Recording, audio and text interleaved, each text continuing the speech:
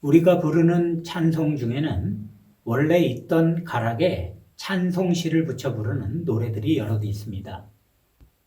이렇게 이미 있던 곡조에 새로 작사한 가사를 붙여 노래 부르는 것을 전문적인 음악 용어로 콘트라팍타라고 합니다. 이는 구약시대부터 사용된 방법으로 이미 잘 알려진 곡에 가사를 붙임으로 누구나 쉽게 찬송을 부르게 하려고 한 것이죠. 이 콘트라팍타에 대해서는 나중에 자세히 살펴보기로 하고, 이 시간에는 이런 유형의 노래 중에 세 곡을 조금씩 들어보도록 하겠습니다. 전능왕 오셔서 주 이름 찬송케 하옵소서. 영광과 권능의 성부여 오셔서 우리를 다스려 주옵소서. 피난처 있으니 환난을 당한 자이리오라. 땅들이 변하고 물결이 일어나 산 위에 넘치되 두렵지 않네. 시온 성과 같은 교회 그의 영광은 없다. 허락하신 말씀대로 주가 친히 세웠다. 반석 위를 세운 교회 흔들 자가 누구랴. 모든 원수를 에워싸도 아무 근심 없도다. 이 곡들은 세 나라의 국가이거나 국가로 사용됐었던 곡입니다. 먼저 세 번째 들어본 찬송은 그 곡조를 독일과 오스트리아의 국가에서 따온 겁니다.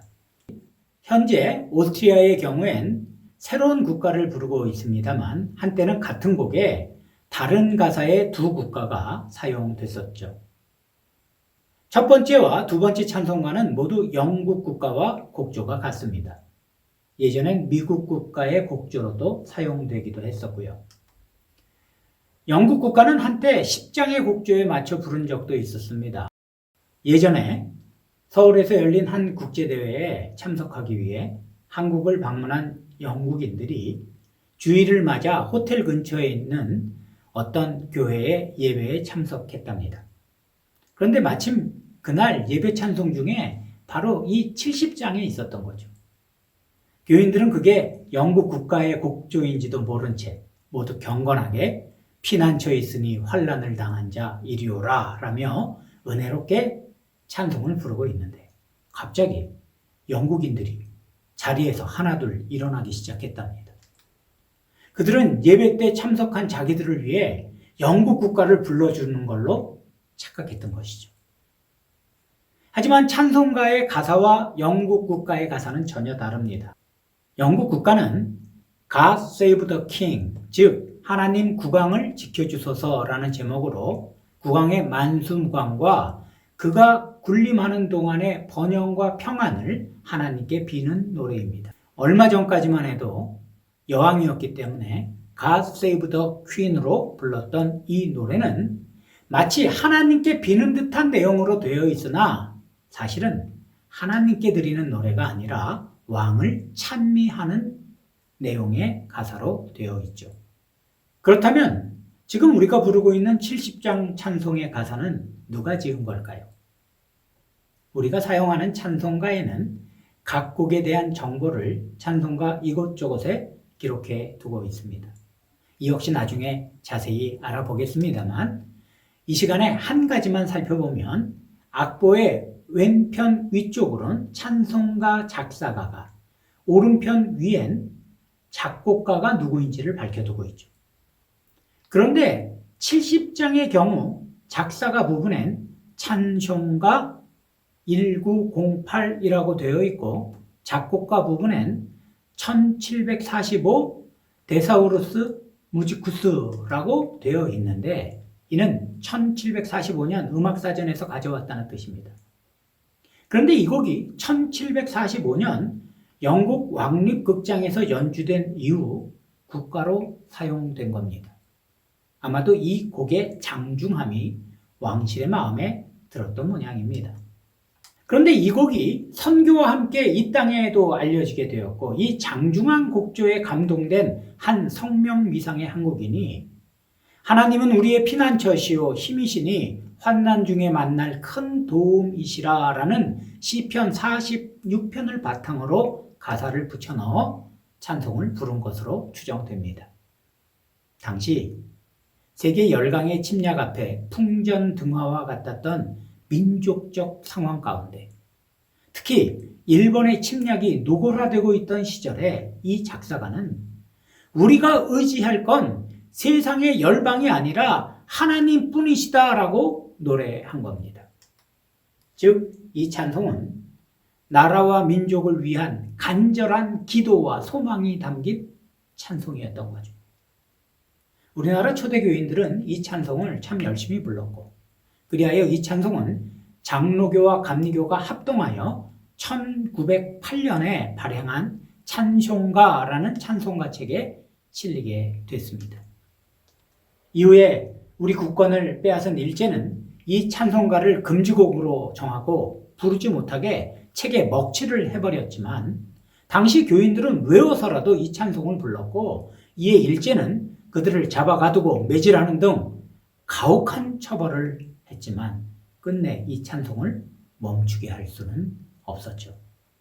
무엇보다 2절에 이방이 떠들고 나라들 모여서 진동하나 우리 주 목소리 한번 바라시면 천하의 모든 것 망하겠네 라는 가사는 듣는 일제의 가슴을 서늘하게 했을 겁니다.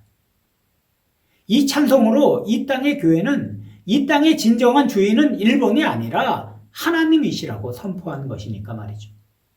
1897년 빅토리아 여왕 제위 60주년을 맞아 영국이 각종 기념제로 떠들썩했을 때 얘기입니다. 당시 영국의 시인들은 너나 없이 당시 역사상 가장 오랜 기간 군주의 자리에 앉아 있었던 빅토리아 여왕을 찬양하는 열정적이고 감상적인 시들을 기고했습니다. 하지만 당시 영국을 대표하는 시인이요 문학가로서 그 유명한 정글북의 작가인 조셉 키플링만은 그 대열에 참여하지 않았죠. 그는 1907년 영어권 작가로는 처음으로 노벨 문학상을 받은 사람이기도 합니다. 아무튼 이에 대해 영국의 가장 영향력 있는 신문인 런던 타임즈는 이 경사스러운 행사에 키플링이 축시를 써야 한다고 주장했습니다만 감리교 목사인 할아버지로부터 믿음을 물려받은 그에겐 도무지 신앙적으로 받아들이기 어려운 일이었습니다. 찬양은 하나님께 드리는 것이지 제 아무리 왕이라고 해도 찬양의 대상이 될 수는 없다고 봤기 때문입니다. 기념제는 끝났지만 런던 타임즈와 영국 국민은 여전히 키플링의 축시를 원했고 거절하다 못한 그는 결국 퇴장 찬송이라는 한 편의 시를 지어 기고했습니다. 드디어 그토록 바라던 키플링의 시가 런던 타임즈 1면에 실렸지만 이 시로 인해 키플링은 전에 없었던 큰 비난을 받게 됐습니다. 만군의 주 하나님이시여 우리와 함께 하소서. 우리가 주님을 잊지 않도록 주님을 잊지 않도록. 그가 지은 이 시에는 여왕에 대한 언급이 단 한마디도 없었습니다. 비난의 폭풍은 전 국민적 분노로 이어질 정도로 키플링을 향했고 사람들은 온갖 욕을 그에게 퍼부었습니다만 이내 그들은 그의 시가 말하려고 하는 본질적인 내용을 깨닫고는 축제에 취해 흥분했던 몽롱한 정신에서 깨어나게 되었죠. 아무리 해가 지지 않은 나라를 이룬 큰 권력이라고 해도 찬양의 대상이 될 수는 없다는 걸 깨닫게 된 겁니다. 잠시 있다 사라질 무가치한 세상의 왕이 아니라 우리와 영원히 함께 계시는 전능의 왕 하나님만이 찬양을 받으실 분이라는 사실을 말입니다. 앞에서 찬송가 10장 전능왕 오셔서 역시 영국의 국가로 사용된 적이 있었다고 말씀드렸었죠. 그런데 이 찬송의 작사가 역시 알려지지 않았습니다. 만약 그가 누구인지 알려졌다면 그 역시 키플링이 받았던 비난만큼, 아니 그보다 더 큰 비난을 받았을지 모릅니다.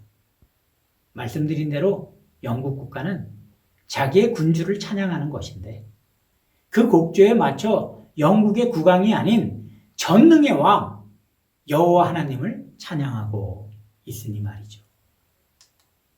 이쯤에서 오늘 우리가 이야기하려는 주제에 대해 생각해 봅시다. 누가 찬양의 주인공입니까?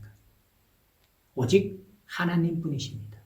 하나님 외에 다른 그 어떤 것도 이 세상의 주인이 아니며 그래서 찬양의 대상이 될 수는 없다는 선포가 우리의 찬양에 들어있는 거죠.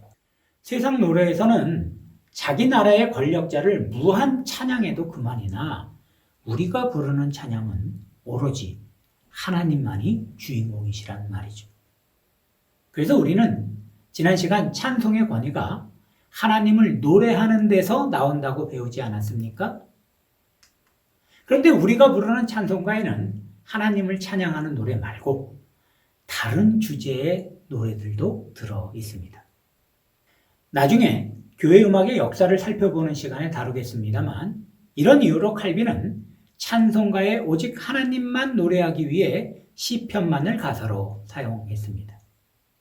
하지만 루터의 경우엔 신령한 노래란 후대 사람의 창작 찬송이라며 자신이 작곡한 신작 찬송가집을 발행하기도 하였고 이후 존과 찰스 웨슬리 형제는 일상적인 성도의 삶을 소재로 한 가사에 곡을 붙였습니다. 이것들이 지금 우리의 찬송가에 많이 실려 있고요. 이렇게 성도의 삶에 대해 노래하는 것을 복음가라고 합니다.